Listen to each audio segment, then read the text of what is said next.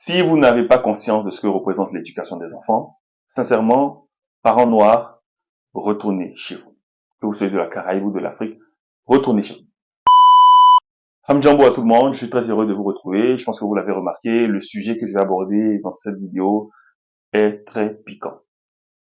Vous savez, en Occident, en Europe, en tout cas en Occident de façon générale, pour nous noirs vivant ici, il y a un élément, d'accord, qu'on peut tous constater, que tous les parents quasiment, ou 99% ou 90% si vous voulez, pour être gentil, des parents noirs font, et qui est très grave en termes de conséquences. Quand je suis arrivé moi en Europe, je suis venu dans le cadre des études, donc j'étais à la faculté de Créteil, et là-bas, quand on partait en bibliothèque, d'accord, de temps en temps peut-être pour lire, etc., moi je constatais que les Noirs qui allaient en bibliothèque, ils y allaient quand il y avait simplement des travaux dirigés. Quand il y avait des exercices, ils y allaient. Le reste du temps, non. Je le constatais avec les personnes de ma classe, sachant que Créteil, c'est quand même une banlieue où il y a beaucoup de Noirs. En tout cas, premier point. Deuxième point. Je pense que comme moi, vous allez faire le même constat. Vous qui connaissez un peu les parents africains, les parents noirs de façon générale, parce que comme moi je dis africain, évidemment, je parle aussi des Africains de la Caraïbe et des Africains du continent. D'accord? On va constater une chose. La plupart des parents, qu'est-ce qu'ils font? Ils sont concentrés dans le métro, boulot, dodo. Ceux qui travaillent. Métro, boulot, dodo. Ceux qui travaillent pas, concentrés dans le RSA, en tout cas, sur les réseaux sociaux, sur la télé, etc. Mais il y a une chose qu'ils ont tous en commun. Très peu lisent devant leurs enfants. Et pire, très peu envoient leurs enfants à la bibliothèque. Parce que pour le parent noir, qu'il soit du continent ou de la Caraïbe, éduquer un enfant se limite à lui donner à manger, peut-être lui donner de l'argent, lui acheter ce qu'il demande. Voici, dans beaucoup de cas, en tout cas pour beaucoup de parents noirs, la définition de l'éducation d'un enfant. Et quand tu parles, on te dit, oui, mais l'éducation africaine, elle est orale. Et que l'Afrique est celle qui éduque mieux ses enfants. Depuis quand? Qu'est-ce que vous appelez éducation? Je vais vous rafraîchir la mémoire. L'école a été inventée pour la première fois, non pas par Charlemagne, a été inventée en Égypte, donc en Afrique, par des Noirs comme vous et moi, l'école. L'Africain est le premier à transmettre, d'accord, aux plus jeunes, aux enfants, ce qu'ils connaissaient, ou les secrets de la vie.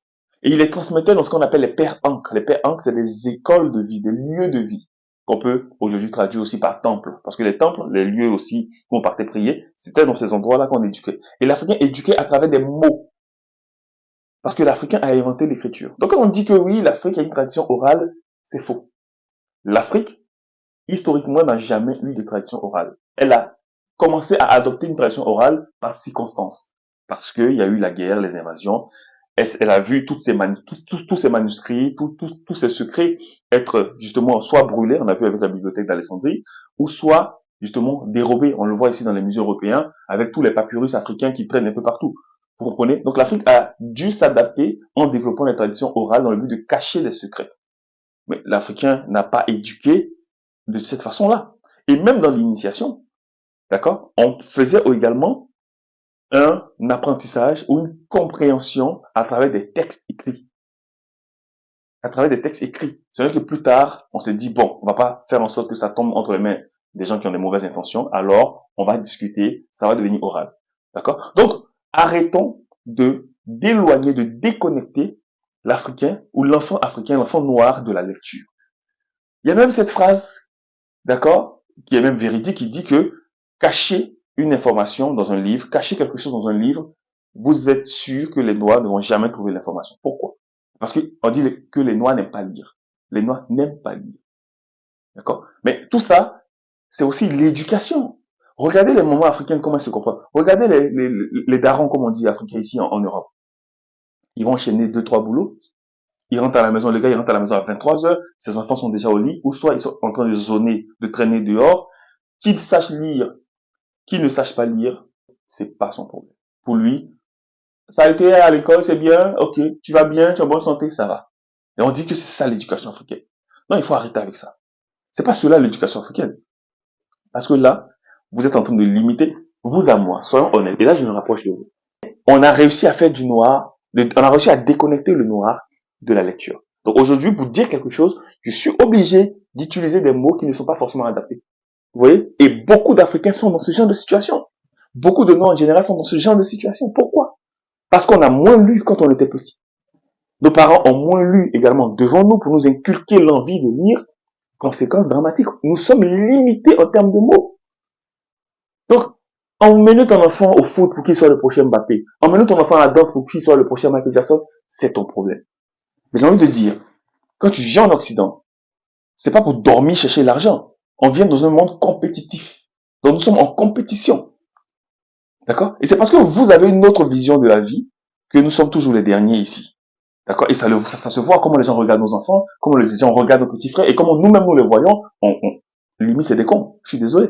Limite c'est des gens qui sont, il y a un problème. Regardez des jeunes ici de 13, 14, 15, 16 jusqu'à 18 ans. Prenez un jeune noir, prenez un jeune Lecodem, essayez de comparer. Évidemment, je généralise pas, mais on va un peu généraliser quand même. Essayez de comparer. En termes de mots. Ou même en termes de regard des autres vis-à-vis de ces deux personnes. Les choses sont claires. Donc nous sommes dans un monde compétitif, que vous le voulez ou pas. Les gens nous regardent comme ça. Avec comparaison. Donc si vous n'êtes pas capable, d'accord, de vous faire remonter à travers la bonne éducation que vous allez donner aux enfants, parce qu'au final, vos enfants vont se retrouver en train de faire la manutention dans les supermarchés. Soulever les palettes, soulever préparateur de commandes. Regardez, la plupart, c'est le même profil.